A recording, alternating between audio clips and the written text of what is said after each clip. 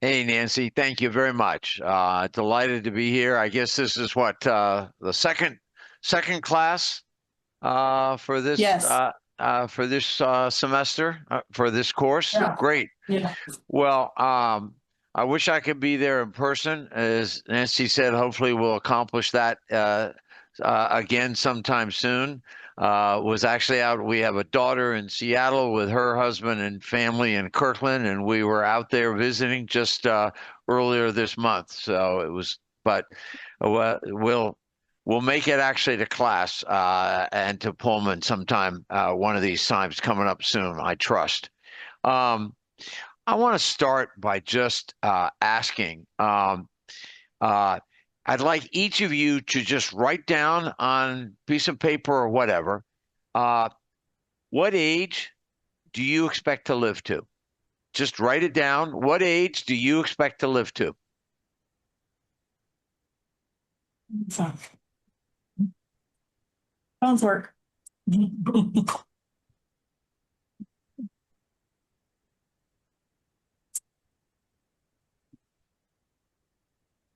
Okay. Uh, I'd like to here's okay. Let me hear your thoughts. So just shout it out. How many people pick a number in the 60s? Anybody? Yep. One of you? I can't see the whole class. All From right. the big guy in the front. Yeah. There you go. 70s? How many in the 70s? Raise hands high. Raise it Okay. high. Go high. Okay. All right. 80s. Raise your hand. Ooh. Okay. 90s? Anybody? Right on. Past 100. 100 plus. I'm gonna be 100, man. Okay. I'm gonna get close, but my gene pool might kick in. All right. Well, thanks. Basically, what I want to talk about today, my point to each of you, though you may have all kinds of different reasons for deciding to take this course, the issues we're going to talk about are you have more at stake in them than I do. They're more important for you and your future than they are for me and my future. I will turn 76 next month. But for each of you, you know, you're on statistically being a college student, and we'll hopefully say a college graduate soon. Being a college student, 50% of you statistically will live to 100 years of age. I'm not promising that for each of you in the room, but 50% of you will live to 100 years of age. And the reason I say you have more at stake at this than I do is that what we're going to be talking about are societal attitudes towards old age, towards aging, and the one remaining socially acceptable ism, which is ageism. And my thesis that I'll go on to illustrate for all of you in the class is that if there's not enough time for me to really change the ageist attitudes and structures in our society to impact my future, but there is enough time for you. And if you don't, the last third of your life, from 65 to 100, you will live in social, cultural, and economic irrelevancy, which is not a good thing, which I don't recommend. Now, that doesn't mean by definition every single one of you would, but it means our society structures today expect, in a sense, old people to disappear. They're in a declinist route that ends up in the ultimate form of disappearance that is death. And our social insurance programs, our social expectations, our economy are all built around the fact that people are going to die, retire in their 50s and 60s and die in their 60s and 70s. Half of you in this classroom, statistically, are going to live a third of your life after you reach 65. So it's really thinking about that third of your life and what it will look like and what society will look like and what careers will look like and what retirement will look like and what quality of life will look like. We're really touching on all those issues. There is enormous time for all of you to change things. For me, it's a little bit different. So if we can go to the next slide. So I've titled this The Future of Aging Services, Seizing the Opportunities in a Time of Rapid Change, because there is a lot of change, and in 45 minutes, don't have time to get into all aspects. So I'm just going to zero in on a few things. So next slide. The longevity difference, why it matters for you. I've hopefully just made that point. I've said that our society is built for people to retire and die in their 60s and 70s, and many are living to their 80s, 90s, and beyond. My friend Joe Coughlin likes to describe it as, what will I do with the next 8,000 days of my life? There are 8,000 days from 0 to 22, another from 22 to 44. Hopefully you all can see where I'm going. Another 8,000 days from 44 to 66. And from 66 to 88, there are another 8,000 days. The key issue of today is not, in our field, is not life expectancy at birth. It's life expectancy when you turn 65. And for the average male, they're going to live another 18 to 20 years. For the average female, they're going to live another 20 to 22 years. So it's, what will I do with the next 8,000 days of my life? And in this sense, not even living to 100, but just to 88. That's a quarter of your life.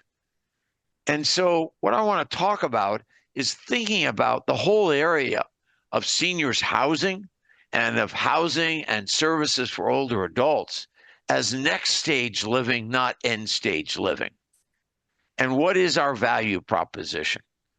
Put another way, my generation, I'm a leading edge boomer, born in 49. We're not as much interested in how many years are going to get added to our life. We're interested in how much life's going to be put into those years. What's the quality of life of those years? What others have called well span. I want my well span or my health span to, as nearly as possible, match my lifespan. And another consideration for many people is wealth span, their financial capabilities. So ideally, people want their health span, their wealth span, and their lifespan to line up with each other. And when you're living a life to 100, that's a lot to consider and to plan for. So the contrast I'm going to be making for you is between what I call an engagement view of aging and retirement that's shaped by growth and opportunity, not by deficits and decline. We can have the next slide. So there's a lot of change happening in our space, which makes it a really exciting space to be in at this time. And 4 factors that are driving disruption of what has been the business model. Briefly, there are, first of all, demand. Huge, huge demand. People are living longer. There are more older adults, just simply the baby boomers, the boomer generation turning 65. People today at the rate of 11,000 a day, and people turning 75 in unprecedented numbers. And then, as I said, people living longer. Also, the cost issue. 75 to 80% of the older adult population cannot afford the private pay options that are out there today. That's a prescription for disruption, because you have enormous need or demand, but you have many people not able to afford the product that's out there today. And a lot of my work's been on this issue of affordability and accessibility. Third is dread. Now, what do I mean by that? What I mean is, first of all, just simply the ageist stereotypes mean there's just simply a dread of old age. There's a dread of aging. Some people even go so far as to call aging a disease. Well, if it's a disease, every single one of you and every single one of us has the disease because we're all aging from the moment we're born. But just simply dread of getting old. You get phrases like aging's not for sissies, and this sense that it's a time shaped by what you're losing, by decline, by deficits. But then there's also specific dread when it comes to the idea of being put, and I use that word deliberately, put into an assisted living or memory care building. The idea that it's a loss of independent agency and that I'm being forced out of a place I want to be and I'm being forced into a place I don't want to go. And so for many, and understand too, for many, they don't know any. Hopefully, by the end of this class, you'll have a good understanding of the differences between skilled nursing and assisted living and memory care and independent living and life plan or continuing care retirement communities. But for many, the average consumer knows very little about the distinction. And it just seems like all of it is an institutional drab nursing home. And they dread the idea of being put there. And lastly, perhaps oddly, complacency. What am I talking about there? Well, for the last year now, last 6 quarters, our industry has set a record every single quarter for the number of occupied units, the greatest number ever in the history of the sector. Demand is going up. And what that means is occupancies are going up. There's very little new supply, and there'll be very little new supply until at least the end of this decade. Well, for those of you from your economics courses, you would well understand when demand's exceeding supply, and that's going to be the case for the next several years, that's going to mean rising occupancies. It's also going to mean for providers, pricing power, rents are going to go up. But for the time being, with rising occupancies, with good communities having wait lists of people wanting to get in, that can breed complacency. And to me, that's dangerous. That's dangerous because you don't understand how your customer is changing and how basically your very value proposition and what you're offering needs to be changing for this changing customer. So demand, cost, dread, and complacency. 4 things I think are driving disruption of the business model. Next slide. So what's the future of senior living? First of all, and I'll get to this later, it won't be called senior living. So let me say that quite strongly. The very phrase senior living is for any company that's using that and trying to reach boomers, that's like a flashing red light that says, we served your parents and we have no interest in serving you. Because for boomers, they associate the word senior and senior living with their parents' notion of aging and retirement, which is not theirs. They're looking for a living setting that's going to enable them to, as long as possible, avoid being put into that, quote, assisted living setting. So, but I describe the future, though, as an entrepreneur's dream. Why do I say that? Whether you're an entrepreneur in tech, you're an entrepreneur in hospitality, you're an entrepreneur in dining services, you're an entrepreneur in how you harvest data to make actionable decisions. You know, whether you're an entrepreneur in construction and construction materials, all of these areas, to me, our industry is an entrepreneur's dream. Why? One part is exploding demand. I talked about that. Another part is dramatic decline in family caregivers. I'm not going to go into it today, but I put in the appendix, which will be available to you, a slide that shows the rapid decline in the ratio of it's called the caregiver support ratio. And that's the ratio of people between the ages of 45 and 64 to those over age 80. And the folks 45 to 64 are the traditional adult child caregiver group.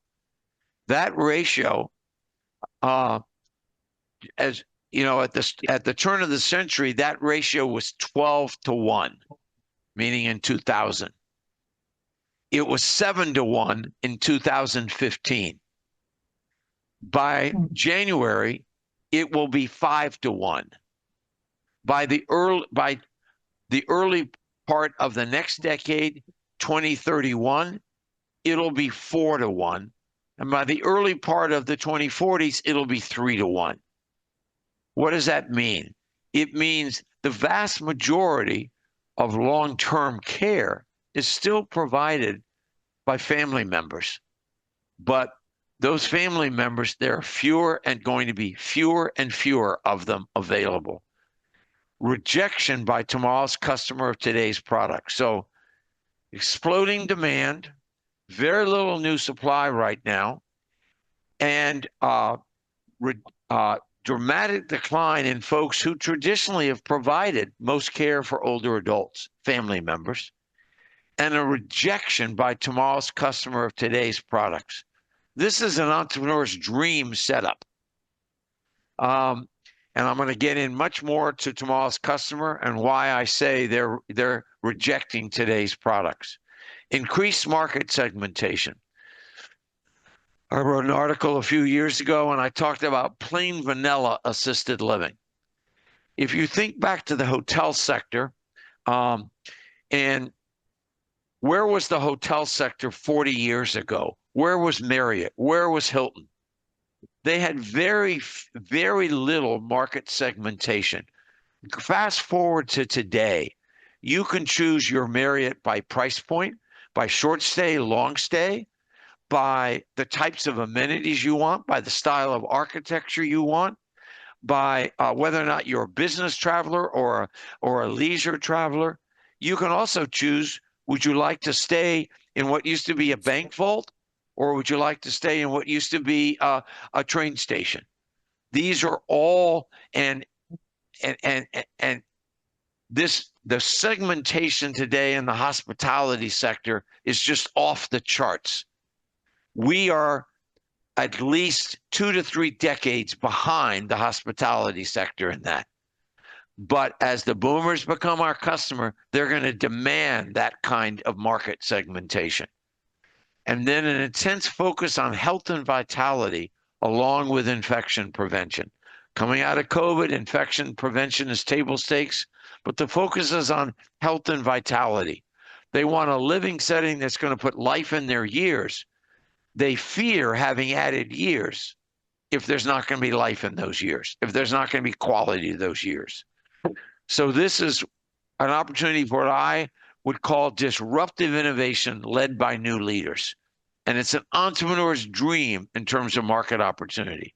And hopefully from the time you had earlier this week with my friend Sean Kelly, you had a good sense of all the different aspects that are involved in our industry. The direct residents we're providing a living setting for, in instances providing care, the construction of buildings, the financing, the increasing role of technology and data, the premium placed on nutrition and exercise and social engagement as keys to quality of life. All of these things require expertise, and all of these things are entrepreneurial opportunities in our sector. So the real question I hope to challenge each of you, I know that you may be far away from having thought about this as a field you wanted to come into, but I want to challenge you that this at least ought to be a field that you're giving consideration to, because it's going to grow enormously, but it's going to grow at the same time by complete disruption of the current product, with new leaders developing new products and new services, new ways of financing them, new ways of delivering them. So I hope you'll think about where you might fit in this, because this is the future of this field and of this sector. Next slide. So when I talk about disruptive innovation, there was a fellow, Clay Christensen. He has now passed away. He was a business professor at Harvard Business School. And he talked about continuous innovation and disruptive innovation. Both are important in our daily lives as well as in any business. Continuous innovation, using my language, is doing things better. Disruptive innovation is doing things completely differently. It's a whole new way of thinking about meeting wants and needs of the customer. And we're now in a period in our field of disruptive innovation. There's ongoing continuous innovation, without question. Better sales, better marketing, better clinical, better resident engagement, all these areas. That's a requirement every day to be improving. But we're now in this inflection point of disruptive innovation, a whole new way of thinking about how to meet needs and wants of the customer. Part of that is driven by a new customer. And I'm going to go into that in much more detail. But again, and I'm now talking about boomers, Gen X, and their millennial and Gen Z kids, and how they are together really driving massive change in our sector. And then I would also add new competitors, though I don't have that on this slide. And that would include big tech. When I was out in Seattle, I spent 24 hours with department heads and leaders from across Amazon. And together with another individual, we'd pulled together a collection of about a dozen leaders in our industry, meeting with a dozen leaders across Amazon. So big tech and big retail, very, very waking up to the fact that there are all these older adults and there are going to be enormous opportunities to serve them. And how do our business competencies, how does our brand position us to serve them? And there's a big pharma, the pharmaceutical companies. There's big insurance, the big insurance companies, Humana, Cigna, United, Aetna, CVS, Aetna, and so forth. And there's new products. Don't have time to go into that, but just plain vanilla assisted living, or just the options of staying at home or moving to the community. There are so many options in between. New terminology. I've mentioned senior living and the phrase senior. Another one, that adult daycare, adult day. What it's delivering is important. The wording, horrific. So you're talking about telling a boomer woman who fought for the opportunity to have a meaningful role in the workplace and to have a career, that now, in quote, her retirement, you're going to put her in daycare. That ain't happening. And she ain't moving to something that is adult daycare. It's demeaning, it's condescending, and it's not what she has fought for all of her life. Other terminology, active adult, a new hot product in the whole senior housing field, doing a lot of good things, but horrible phrasing because it's ageist. What happens to you when you can no longer live an active adult? Well, by definition, you're inactive. Well, to be an inactive adult sounds like almost a death sentence. And so hopefully that phrase will get changed. New locations, no longer a binary choice between staying in my home or moving into a community. New delivery channels, new price points, serving the whole middle market, serving people basically between, I would say, the 25th percentile and the 75th percentile in terms of median income and assets available to them. And new payment models. Traditionally, it's been paying out of the consumer wallet or paying out of the government wallet, meaning Medicaid, Medicare. In the future, it's going to be the two new sources are going to be one, the insurer's wallet, whoever is holding the healthcare dollar risk for that individual, because in most instances in the future, it won't be the government, and it'll be sweat equity by the consumer. One of the key aspects of addressing the middle market challenge of more affordable senior living for older adults is going to be the sweat equity, the volunteer component, the work component of older adults in the communities in which they're living. Next slide. So this new customer arrives with a different take on longevity, very much shaped by their own experience. Boomers are the first generation to have put their parents into senior living. Prior to that, the daughter, usually it was the daughter, who was at home, was expected to be providing the care if mom or dad lived long enough and needed care. It was within the family.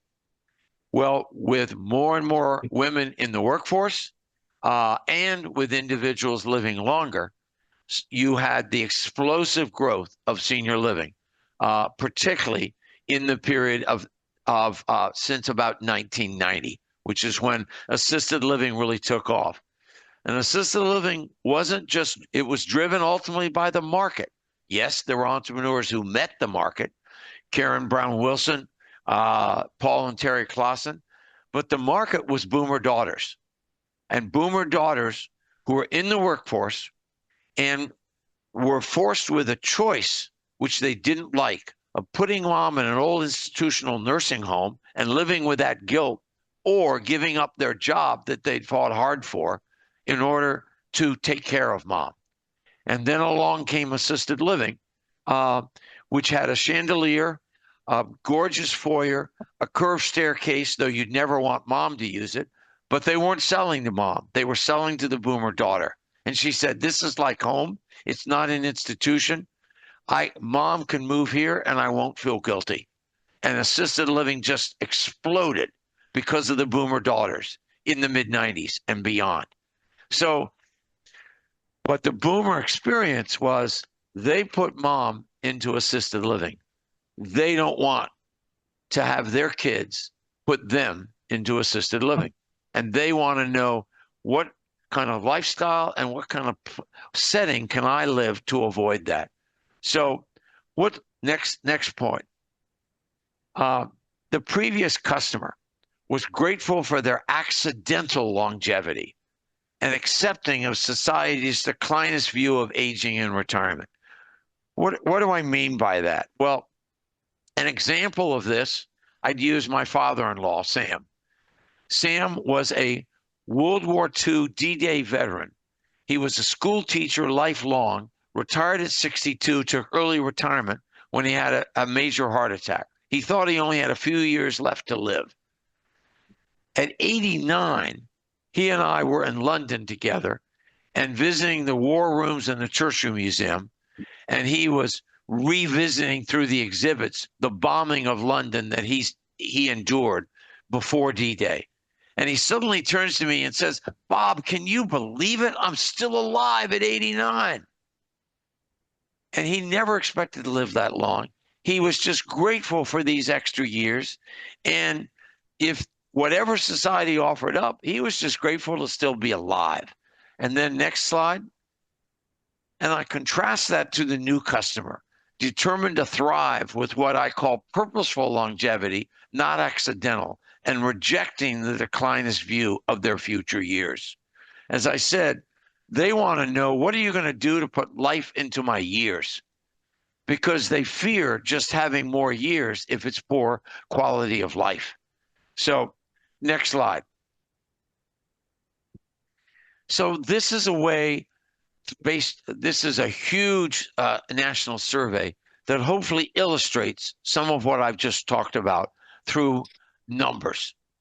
So parents' view of retirement, a time for rest and relaxation, the major response category. And then on top of that, a continuation of life was the beginning of the end. A new chapter of life, only 22%. This was a study in 2022.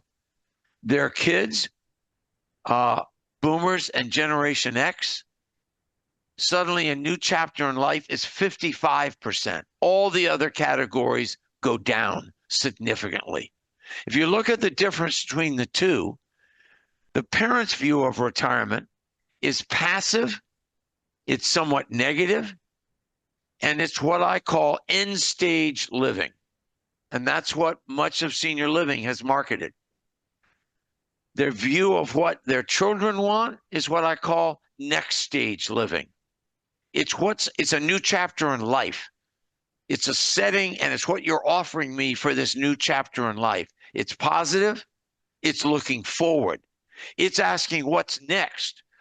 If the other says, I'm finished, I'm done, take care of me in my decline, the new customer says, what's next? And what are you offering me in that next chapter in my life? Next slide.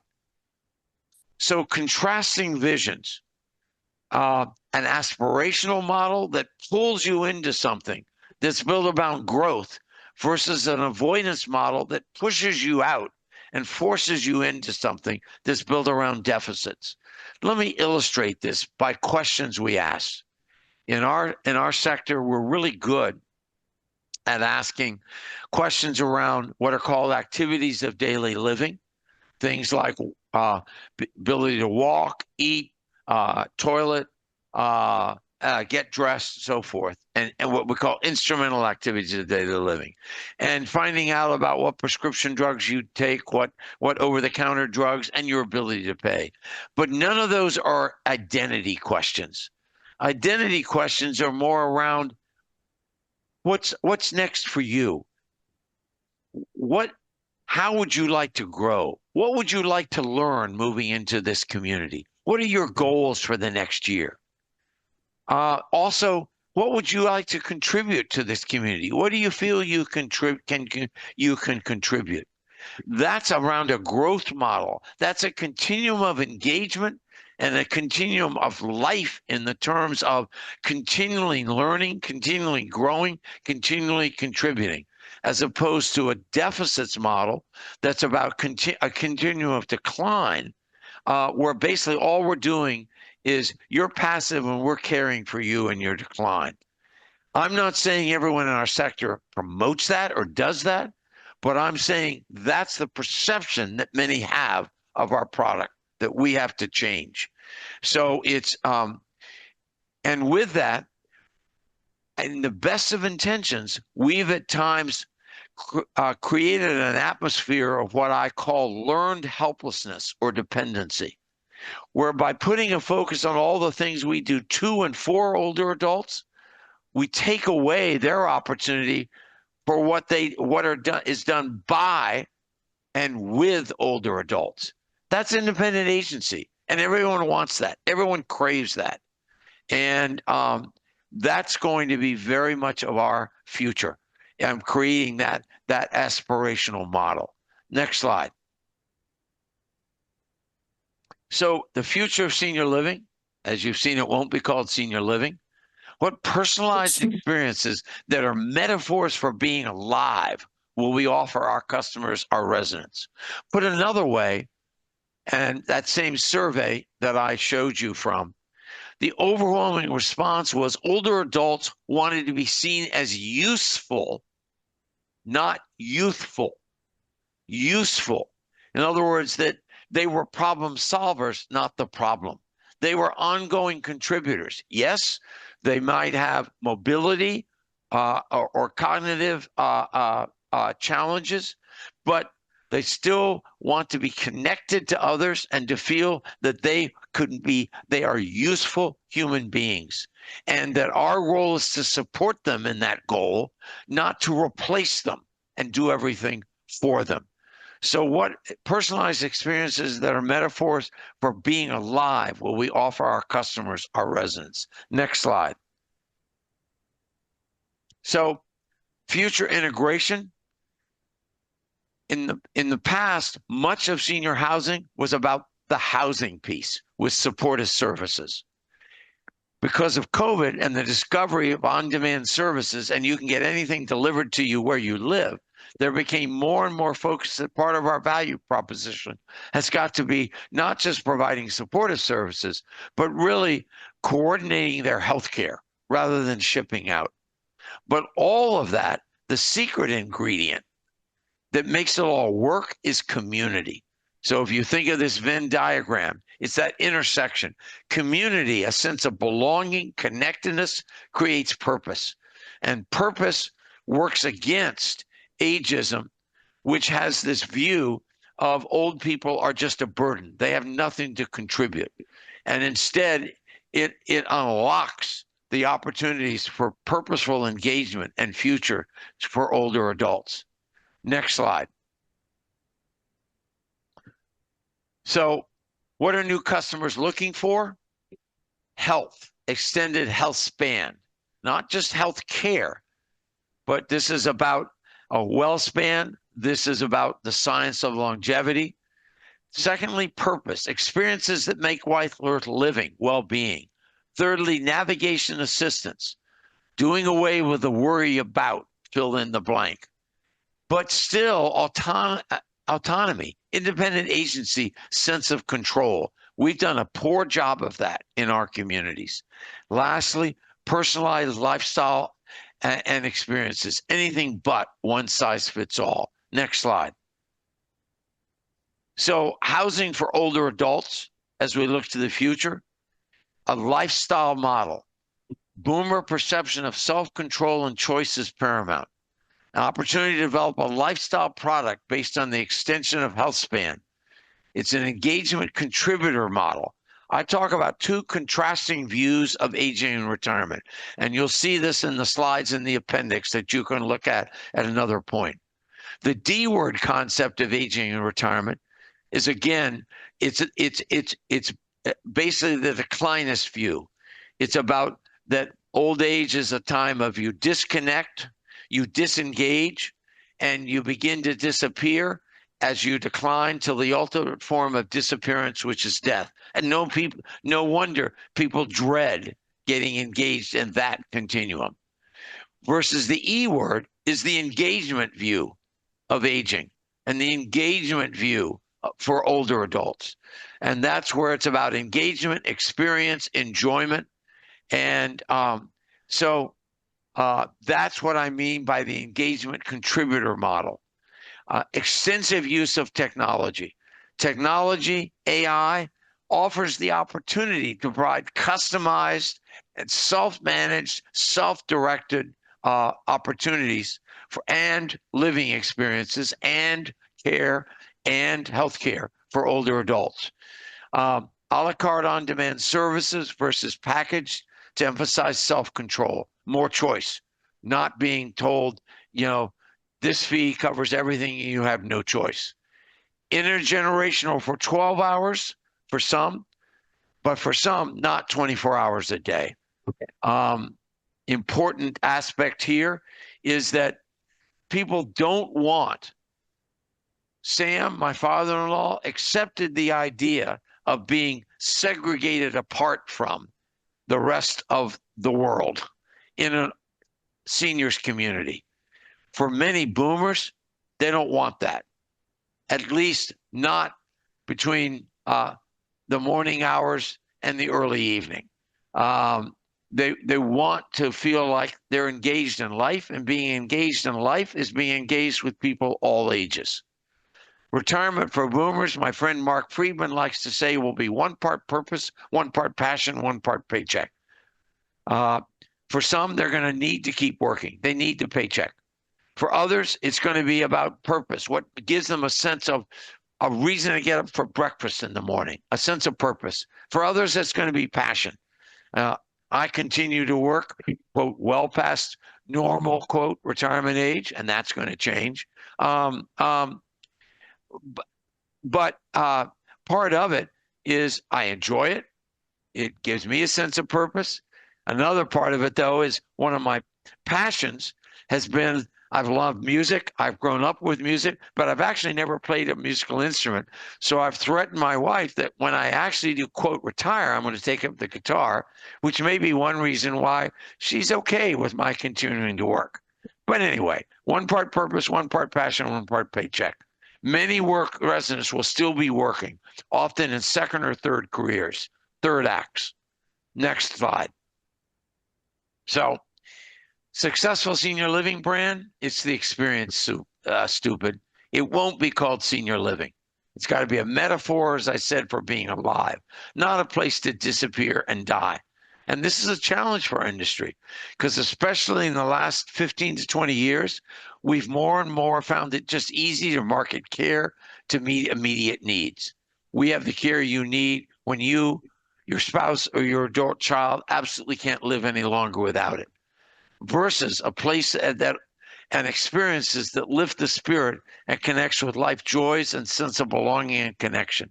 Identity questions, for instance, have to do with what gives you a sense of pride. What in your life has given you a sense of pride? What makes you feel joy? What's given you joy? What now gives you joy? We don't really know our residents or our customers to know the answers to those questions. So next slide.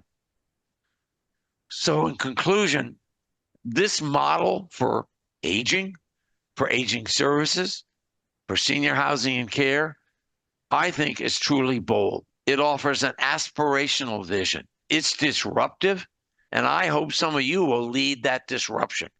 It is an opportunity, quite frankly, for our field to reinvent itself for a new customer, a customer that's living longer, and a customer that I think is ready to challenge the societal view that you're really finished and done in terms of your productive life in your 60s. So with that, I'll stop. If we've got a little time for some questions, I'd love any questions, Nancy and Darcy. Thanks, Bob. Questions? Yes, please. Do you know like a community that's doing like a good job of like changing the industry right now? Example of a community or company out there, Bob, that's changing the industry right now. Yes, Juniper Communities, Lynn Katzman, thinking really differently about healthcare, thinking really, she is actually the person that coined the phrase WellSpan because she said it's about more than medical care. Juniper Communities, another, Lori Schultz, Avenue Development, just opened a community in St. Louis. It's quote unquote active adult, but they've engaged a primary care practice that is all about wellness and prevention, or adding what I would call thrive years. This language you're going to see more and more. Boomers don't want survival years, they want thrive years. And they want to know if they're moving into your community that you're going to help them thrive, not just survive, because that's about quality of life. Others, a resource, you can look at the International Council of Active Aging, ICAA. Colin Milner leads that. Other communities are doing aspects of it. The Springs Living, which I just visited a community of theirs in Vancouver, Washington, on the Columbia River, the Springs on the waterfront. They have communities throughout Oregon, Montana. They're doing a lot of exciting new things. There's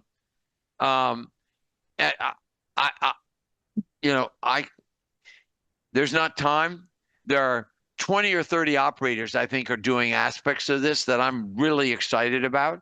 But is it been enough yet to enter the sort of public perception of, wow, this is really a different product than I thought? No, it's not. It hasn't gained that momentum. And part of that, from an economics point of view, is scaling and seeing it scale. But I'd be glad to follow up, be glad to give you more examples of that. And again, different folks like Merrill Gardens has been a leader in trying to develop a middle market product. a more affordable product, and having to therefore rethink staffing, rethinking food to the most expensive items. They had to blow up their models if they were going to serve folks at a lower price point. Because the danger of private pay senior living is it's going to become affordable to a smaller and smaller group because of rising costs and rising rents. Other questions for Bob? Yes, please.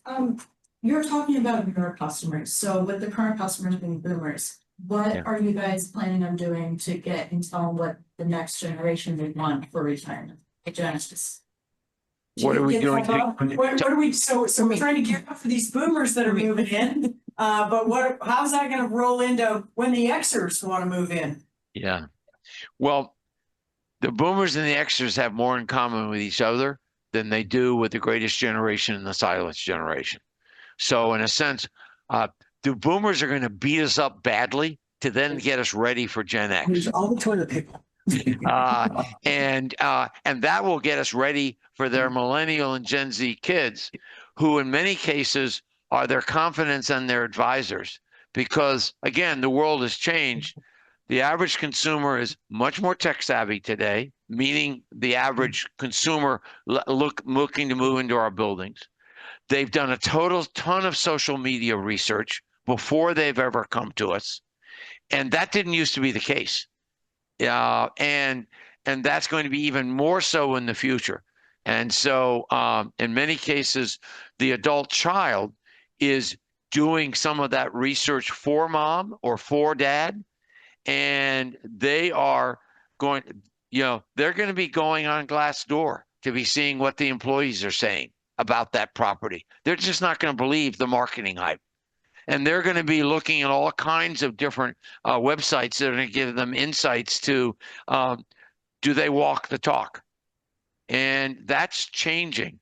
Social media presence, how you use social media, a more sophisticated, engaged customer. As with healthcare, so too with tech. One of the first questions is going to be, do you have strong Wi-Fi in every single corner of your building? Well, the answer with a lot of buildings built in the 90s and the early 2000s is no. That's unacceptable for most boomers moving in today. They won't accept that. But also, you can't play in integrating healthcare if you don't have internet connectivity that's strong absolutely anywhere in your building. But we had a boom in construction in our industry from about 95 to 2008. A lot of those buildings do not have appropriate connectivity. That's going to be a real challenge, and that for those buildings being competitive in the future. So again, there's more to it, but the simple answer I would say is boomers are going to beat us up because of their numbers and their orneriness, and that will get us ready to serve Gen X. And that will then really change the product. By 2050, the product will look so different than it looks today, let alone by 2070. And bearing in mind, for the care-driven part of our sector, the average age of moving in is going to keep getting later. So, it used to be that people were needing care predominantly in their late 70s. Then it was early 80s. Now it's mid 80s. By 2040, the average person moving into assisted living is going to be close to 90, if not in their early 90s. So again, there's a blue ocean opportunity to serve people who want lifestyle housing, not care-driven housing, that are between the ages of 65 and 85. In the future, it'll be 65 and 95. And you're now seeing all kinds of developers coming in, new thinking about materials and design to provide that kind of lifestyle-driven housing. And the boomers are driving a lot of that. About one more question for Bob. Anybody got maybe a final question?